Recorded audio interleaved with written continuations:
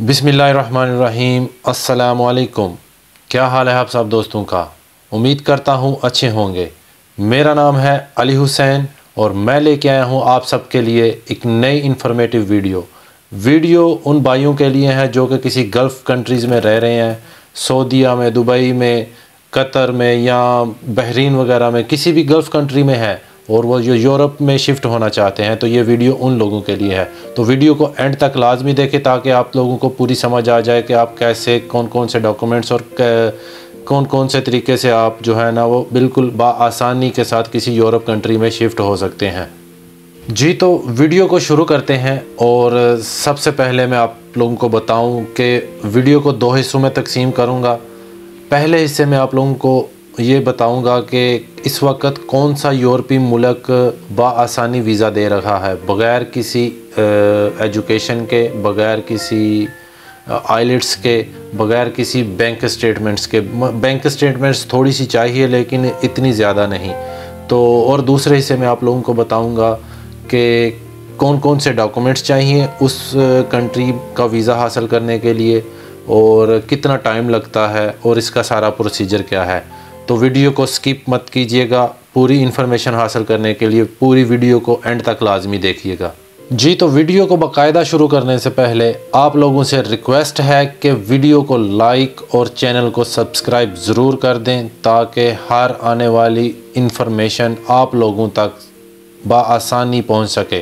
तो आप सब लोगों को मैं बताता हूं कि इस वक्त रोमानिया एक ऐसा यूरोपीय मुल्क है जो कि बआसानी वर्क वीज़ा दे रहा है। अगर आप किसी गल्फ़ कंट्री में रह रहे हैं और आपके पास वहाँ के ओरिजिनल डॉक्यूमेंट्स हैं, मतलब आप बिना डॉक्यूमेंट्स के वहाँ नहीं रह रहे, क्योंकि जब आप रोमानिया के लिए अप्लाई करेंगे तो जब यहाँ से वर्क परमिट निकल कर आप लोगों के पास जाएगा तो आप लोग खुद उस वर्क परमिट के साथ रोमानियन एम्बेसी में जाएंगे वीज़ा लगवाने के लिए। तो इसलिए ये वीडियो उन लोगों के लिए जो कि लीगल तरीके के साथ किसी गल्फ़ कंट्री में रह रहे हैं। जी हाँ जी, जैसे कि मैंने आप लोगों को बताया है कि रोमानिया एक ऐसा वाहिद मुल्क है, यूरोपीय मुल्क है जो कि इस वक्त बआसानी वीज़ा दे रहा है, क्योंकि 2024 में रोमानियन इमिग्रेशन ने ये ऐलान किया है कि वो 2024 में 3 लाख वर्कर्स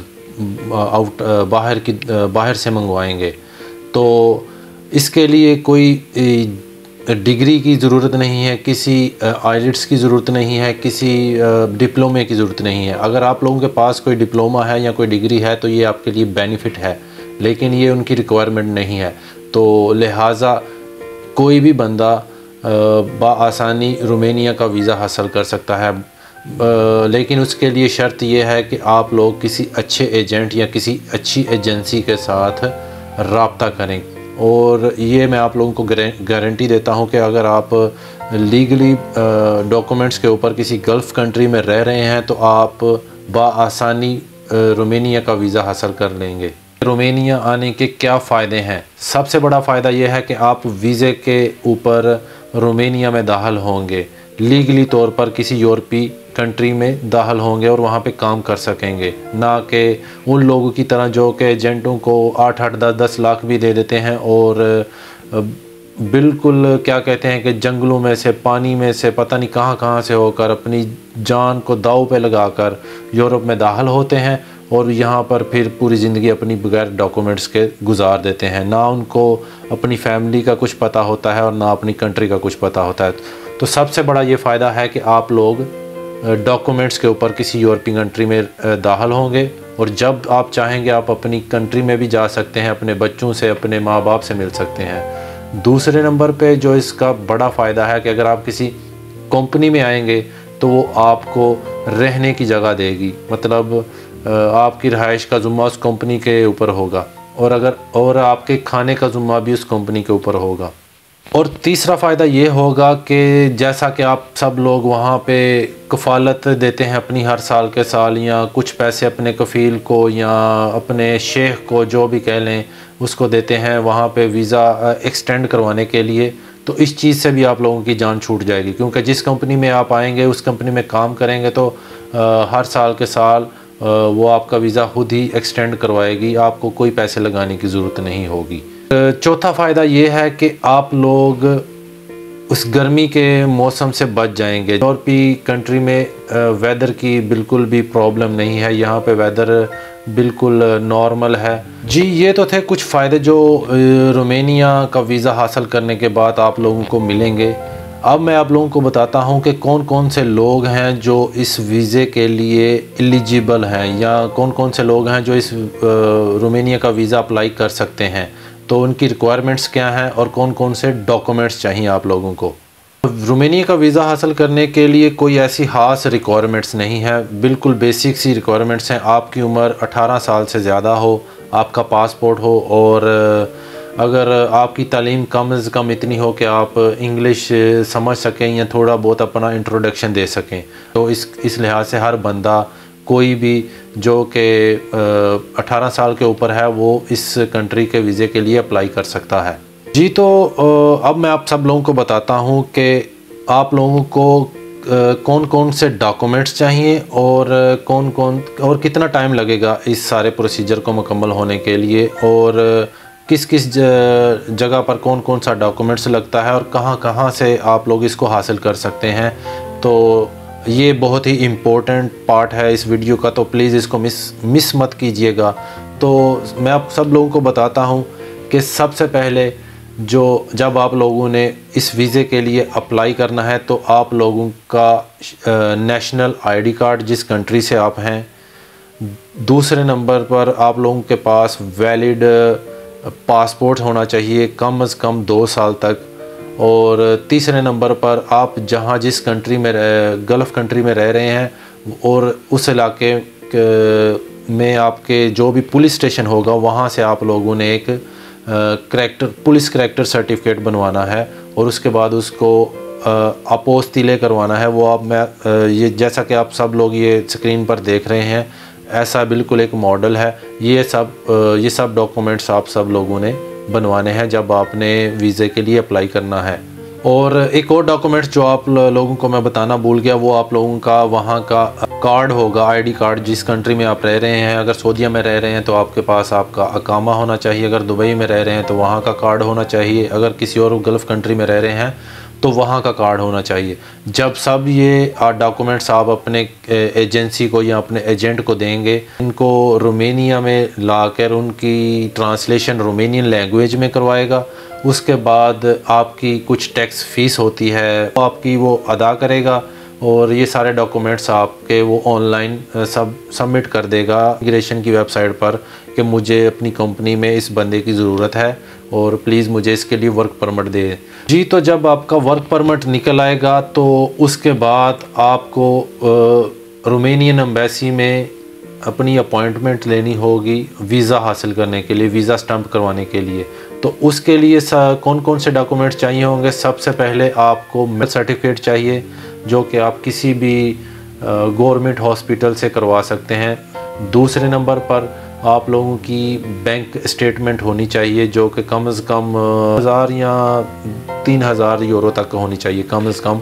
और ये वाला बैंक अकाउंट आपका तकरीबन 1 साल या 2 साल पुराना हो, यानी कि एक्टिव अकाउंट होना चाहिए। तीसरे नंबर पर आप लोगों के पास ट्रैवल इंश्योरेंस होनी चाहिए, मतलब आप ट्रैवल इंश्योरेंस किसी भी ट्रैवल एजेंट से करवा सकते हैं। वो तकरीबन 10-20 हज़ार पाकिस्तानी, या कह लें कि 100 यूरो तक किसी भी ट्रैवल कंपनी से करवा सकते हैं ये वाली इंश्योरेंस। और इसके बाद जो डॉक्यूमेंट्स आपको चाहिए वो डुप्लीकेट प्लेन टिकट है, मतलब आप लोगों ने कंफर्म टिकट नहीं करवानी, बस उसका डुप्लीकेट निकाल के वो आपको चाहिए।